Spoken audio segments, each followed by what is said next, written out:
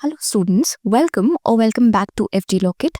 आज के Hindu law series में हम effect of impotency on Hindu marriage को डिस्कस करेंगे और हमारे केस मैट में पी वर्सेस के करके एक केस दिया गया है, उसको भी हम ब्रीफ में डिस्कस करेंगे। इस वीडियो को समझने से पहले ये एडवाइसेबल है कि आशा कुरैशी वाला जो वीडियो है उसको भी आप एक बार देख लीजिएगा, ताकि आपको पूरे टॉपिक का एक बैकग्राउंड मिल सके।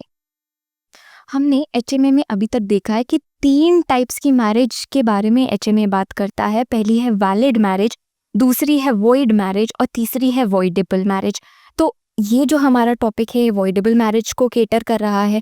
वॉइडेबल मैरिज कहाँ दी गई है? वो सेक्शन 12 में दी गई है और सेक्शन 12 में 4 सिचुएशंस बताई गई हैं कि ऐसी कोई सिचुएशन हो जाती है तो जिसके साथ ऐसी कोई सिचुएशन होती है उसको ये राइट मिल जाता है कि या तो वो कोर्ट जाके अपनी मैरिज को खारिज करा दे, अनल करा दे, या फिर अगर वो ये डिसाइड करते हैं कि उन्हें कोर्ट नहीं जाना है तो उनकी मैरिज एक वैलिड मैरिज की तरह ट्रीट करी जाएगी। तो वॉइडेबल मैरिज बस इतने से आपको समझना है कि उसमें बस एक पार्टी के पास राइट आ जाता है कि आप अपनी मैरिज को खारिज कर सकते हैं और पार्टी के ऊपर है उसको खारिज करवानी है या नहीं करवानी है।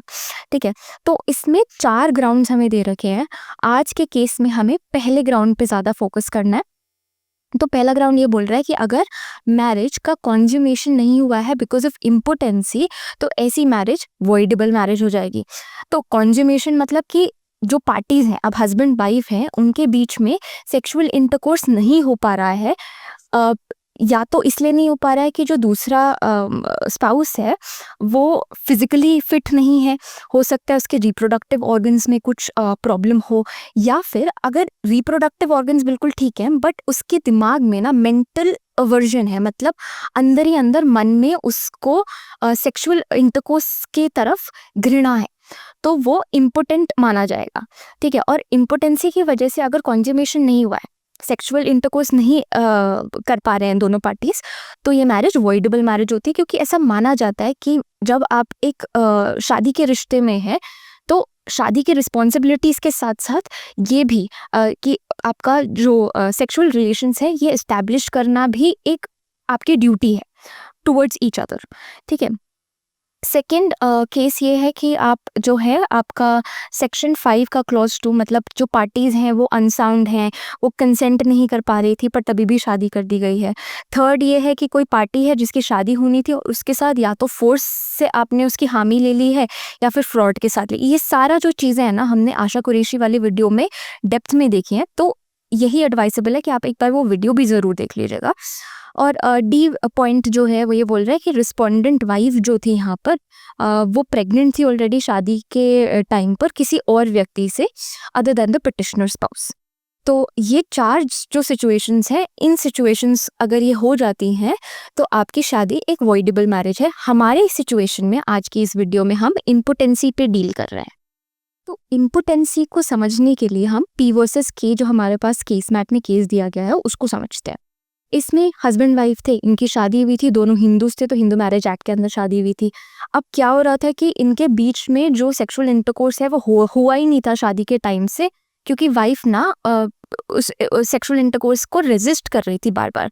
तो हस्बैंड को डॉक्टर के थ्रू पता चलता है कि जो वाइफ है इसका ये प्रोलैप्स यूट्रस है, मतलब इनके जो वाइफ है इनके यूट्रस में जो प्रोडक्टिव पार्ट है उसमें डिफेक्ट है, और इस डिफेक्ट की वजह से जो सेक्सुअल इंटरकोर्स है ये कंप्लीट ही नहीं कर सकते उसको।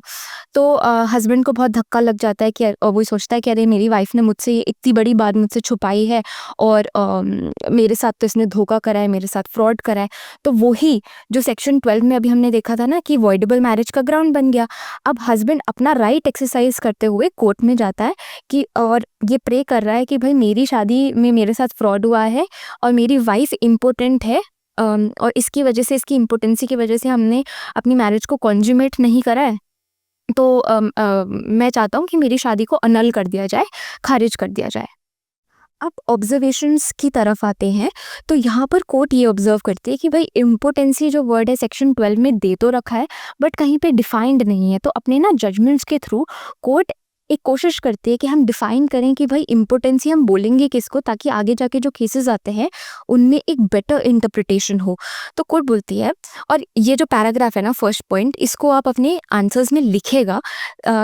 कोई भी अगर क्वेश्चन आता है इम्पोर्टेंसी के ऊपर या अवॉइडेबल मैरिजेस के ऊपर, तो you can mention this in your answers for better marking.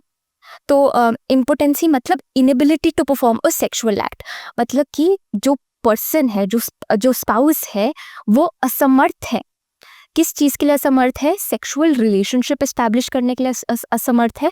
और ये जो उसकी असमर्थता है, जो इनएबिलिटी है, वो या तो फिजिकल कारणों की वजह से है कि उसके रिप्रोडक्टिव ऑर्गन्स में कुछ डिफेक्ट है, ठीक है, या तो मेंटल या साइकोलॉजिकल कारणों की वजह से है कि उस इंसान की मेंटल स्थिति ऐसी है कि वो सेक्सुअल इंटरकोर्स से घृणा करता है, नफरत करता है। वो ये समझता है कि भाई मैं ऐसी कोई चीज़ को आगे या अभी या आगे जाके कभी भी नहीं कर सकते। तो ये एक तरह की क्रूअल्टी हो गई जो दूसरे स्पाउस है उसके ऊपर। इसीलिए ना इम्पोर्टेंसी को अवॉइडेबल मैरिज का एक ग्राउंड माना गया है। हमारे केस में क्या हो रहा है कि वाइफ जो है वो रेजिस्ट कर रही है हस्बैंड की हर उस कोशिश को टू कॉन्जुमेट द मैरिज। और रेजिस्ट इसलिए नहीं कर रही है क्योंकि कुछ और रीज़न है। रेजिस्ट इसलिए कर रही है क्योंकि वो इस बात को छुपाना चाहती है कि उसका एक प्रोलैप्स्ड यूट्रस है, ठीक है, कि वो उसमें एक फिजिकल डिफॉर्मिटी है ना, तो वो इम्पोर्टेंट हो गई। तो कोर्ट ये बोलता है कि हाँ भाई, हमारे केस में वाइफ इम्पोर्टेंट थी, इस वजह से मैरिज का कॉन्जुमेशन नहीं हो रहा था, तो हस्बैंड के पास राइट आ गया टू डिसॉल्व द मैरिज और to get the marriage annulled. अब ये भी आप डिफरेंस समझ लो कि वाइफ यहाँ पर अपनी कंसेंट किसी एक पर्टिकुलर रीजन से नहीं दे रही है, ठीक है। एक होता है कंसेंशुअल सेक्सुअल रिलेशनशिप, ठीक है। मैरिटल रिलेशनशिप्स में जो कॉमन है कि हो सकता है किसी का अभी मन ना हो या कोई उस मेंटल स्टेट में ना हो कि भाई हमें अभी कोई भी कॉन्जुगल रिलेशनशिप एस्टैब्लिश नहीं करना है, बट कोई इस वजह से रिलेशनशिप एस्टैब्लिश नहीं कर रहा है क्योंकि वो दूसरे को धोखा देना चाहता है, और वो उसके जो फिजिकल डिफॉर्मिटीज़ हैं उसकी वजह से असमर्थ है करने के लिए, तो वो इम्पोर्टेंसी में फॉल करेगा। तो आपको कंसेंशुअल रिलेशनशिप और इम्पोर्टेंसी में कंफ्यूज नहीं होना है, दोनों ही डिफरेंट चीज़ें हैं। हमारे केस में वाइफ जो है वो हस्बैंड पे ना कहीं फ्रॉड कमिट कर रही है क्योंकि उसको पता है कि उसको एक फिजिकल डिफेक्ट है और वो अपने हस्बैंड को ये बात बताती ही नहीं है। तो कोर्ट यहाँ पर बहुत सारे एविडेंसेस से ये पता कर लेती है कि भाई वाइफ को ना शादी से पहले ये पता था कि उसका एक प्रोलैप्स्ड यूट्रस है, और वो जानबूझकर ना हस्बैंड से ये बात छुपाती है। अब जब आप किसी से कोई बात जानकर छुपा रहे हो ना, आप किसी के साथ फ्रॉड कर रहे हो, धोखा कर रहे हो, ठीक है। और जब आपकी शादी हो रही है ना, आपकी ड्यूटी बनती है कि आप सारी चीज़ें अपने होने वाले स्पाउस को बताओ। सिर्फ इनकम और ये सब चीज़ें ही बताना इम्पोर्टेंट नहीं है। आपकी मेडिकल कंडीशन कुछ है, ठीक है, कुछ मेंटल कंडीशन, कुछ भी आपका कुछ भी ट्रीटमेंट चला हो, ये सारी चीज़ें आपको बताना चाहिए ताकि सामने वाले को ना सारी नॉलेज हो। क्योंकि वो आपसे शादी करने के, हो सकता है आपसे शादी सामने वाला इंसान किसी और रीज़न की वजह से कर रहा है। अगर उसको मेंटल कंडीशन या फिजिकल कंडीशन का पता होगा, वो करेगा ही नहीं शादी, ठीक है। तो ये ड्यूटी होती है दो इंसानों की जब शादी हो रही है कि भाई आप सारी बातों को सच बताओ। और इसमें जो वाइफ है वो अपनी इस ड्यूटी को पूरा नहीं करती है, वो हस्बैंड को इन्फॉर्म नहीं करती है शादी के टाइम पे कि भाई मुझे ऐसा फिजिकल डिफॉर्मिटी है और मैं सेक्सुअल इंटरकोर्स नहीं कर पाऊंगी, मैं इम्पोर्टेंट हूँ।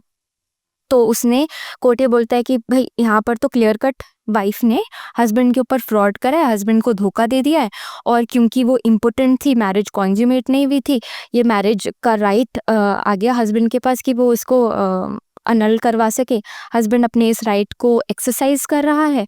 तो कोर्ट फाइनल डिसीजन ये देती है कि भाई यहाँ पर हस्बैंड के फेवर में डिसीजन देते हुए कोर्ट ग्रांट कर देती है कि ये जो मैरिज इन दोनों के बीच में हुई थी, हस्बैंड वाइफ के बीच में, ये एक सही मैरिज नहीं है, और इस मैरिज को खारिज कर देती है। तो आई होप ये जो इम्पोर्टेंसी का टॉपिक है वो सबको समझ आया होगा। Thank you so much for joining in.